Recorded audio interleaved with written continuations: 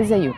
اقول لكم بس شويه حاجات سريعه كده بقيت الاحظها انه الناس بتبتدي تغير عاداتها لما الجسم بيصرخ او بيعترض، اللي هو انا معترض على اللي انت بتعمله فيا بقالك سنين. فابتدى يطلع امراض كتير جدا، يعني انتشار الكوليسترول العالي او الضغط والسكر او التهابات مفاصل او ظهر، وحاجات ابتدينا نسمع عن الامراض المناعيه اللي بقت منتشره بشكل كبير جدا. الناس بتبتدي تغير عاداتها لما الجسم بيبتدي يعترض.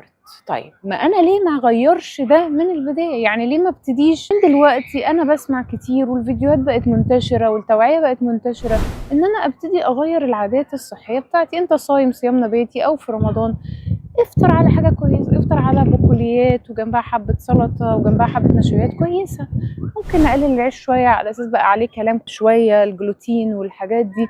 ممكن ناكل بطاطس في الاير فراير او في الفرن. بقت في حاجات اسهل والدنيا بقت سهله كتير بالنسبه لنا.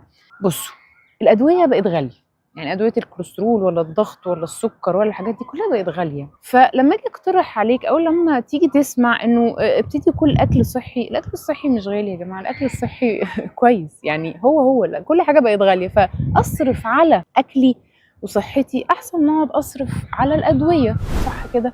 يعني بدل ما اقعد اجيب ادويه بقد كده في الشهر عشان صحتي بقت تعبانه من سوء التغذيه ومن العادات الغلط اللي انا بعملها، اصرف على اكلك، جيب اكل كويس. جيب مثلا وانت بتعمل، لو هتعمل رز اعمل نصه مثلا ابيض ونصه مثلا من الرز البني. ممكن نجيب مكرونه شوفان بدل المكرونه العاديه، اغلى شويه بس انت مش هتستخدمها كلها، هتستخدم جزء منها. كل الاكل اللي مش مصنع، الاكل الطبيعي، اللحوم، الفراخ، الاسماك، كل الحاجات دي معانا. كل بقوليات، اللوبيا، الفاصوليا، الحاجات دي كلها مناسبه لينا وكويسه وصحيه وينفع اخد منها كميات. ما تستناش لما جسمك يعترض ويصوت جامد ونبتدي نعدل فيه. لكن احنا محتاجين ان احنا نركز شويه في الموضوع ده. خد فيتاميناتك كل 3 شهور، اعمل تحاليل، اطمن، بالذات لما سننا بيكبر شويه.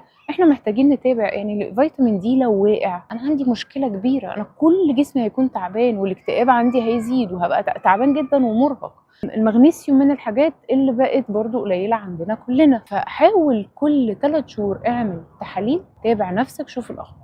دي النقطة التانية، لما أنا بغير عاداتي، ببتدي مثلا أدخل رياضة أو حركة، ببتدي أنام بدري وأصحى بدري، ببتدي أهتم بنفسي وبصحتي. بيتي كمان بيبتدي يتعود أو يتعلم مني، ولادي بيبتدوا يشوفوني بعمل إيه وبيعملوا زيي. انتشار الأمراض المزمنة عند الولاد الصغيرين والشباب بقت كتيرة جدا. أرجوكم يا جماعة ما تستسهلوش إن إحنا أول حاجة نطلب جانك فود من بره.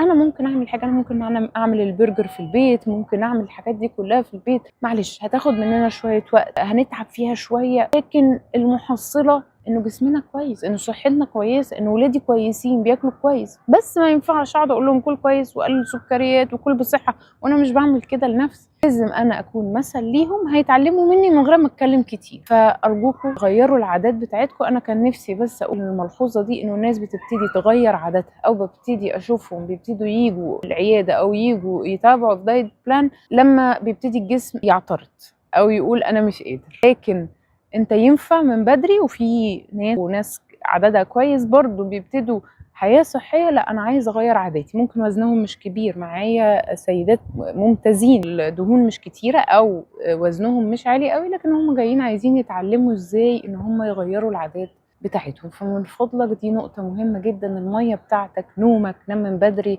11 12، قلل التوتر زي الفيديو اللي فات لما كنت بتكلم عن التوتر من الأسباب الشائعة لانتشار أمراض كتير، منها الأمراض المزمنة والمناعية. الأمراض المناعية من ضمن كمان مشاكلها كتر السكريات، المقليات، الحاجات دي كلها بتعليها. فمن فضلكم ركزوا إيه الحاجات اللي بتدخلها لجسمك. صدقوني الحاجات مش غالية، أحسن مصرف على أدوية. ميرسي ليكم خالص.